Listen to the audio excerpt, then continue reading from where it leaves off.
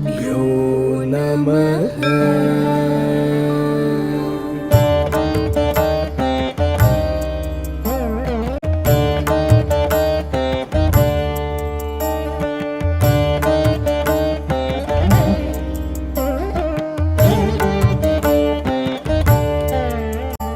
शरीरं सुरूपं तथा वा करत्रं यशश्चारुचित्रं धनं मेरुतुल्यं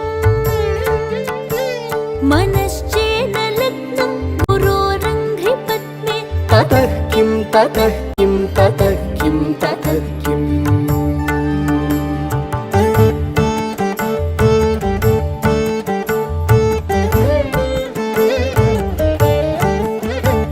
कलत्रं धनं पुत्रपौत्रादि सर्वं गृहं बान्धव सर्वमेतद्धि जातम्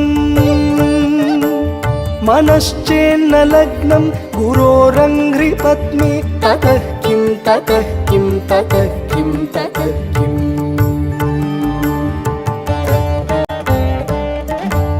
षडङ्गादिवेदो मुखे शास्त्रविद्या कवित्वादिगद्यं सुपद्यं करोति मनश्चेन लग्नं गुरोरङ्घ्रिपद्मे ततः किं ततः किं ततः किं ततः क्षमामण्डले भूपभूपालवृन्दै सदा सेवितं यस्य पादारविन्दम्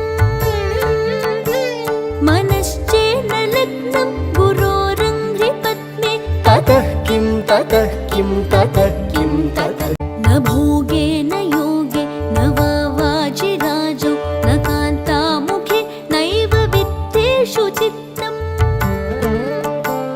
मनश्चेन लग्नं गुरोरङ्घ्रिपद्मे ततः किं ततः किं ततः किं ततः किम्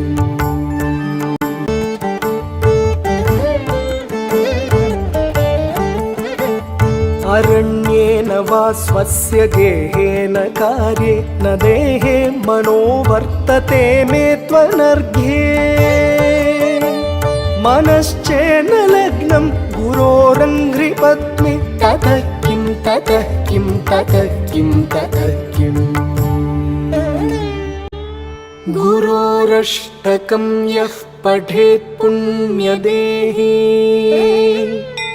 यतिर्भूपतिर्ब्रह्मचारी च गेही